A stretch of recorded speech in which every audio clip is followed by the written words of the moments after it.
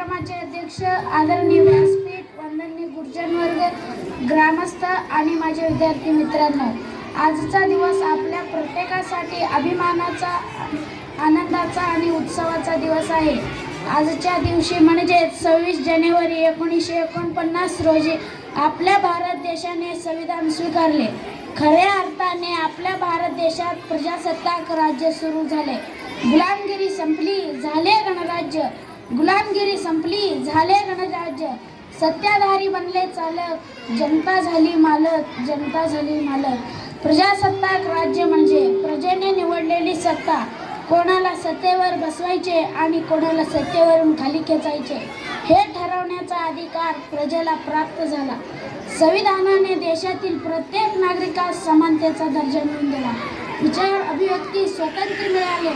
न्याय, समानता व बंधुता प्रस्थापित झाली.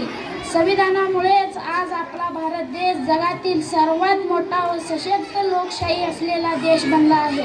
आज आपण सुखासमाधानाने जे प्रजासत्ताक राज्य उभवत आहोत त्यामागे हजारो क्रांतिकारांचे बलिदान आहे, हे विसरून चालणार नाही. देशासाठी अमर झालेल्या सर्व हुतात्म्यांना त्रिवार नमन करूया. देशाची अधिक वृद्धी घट करण्याचा दृढ निश्चय करूया. जय हिंद, जय भारत.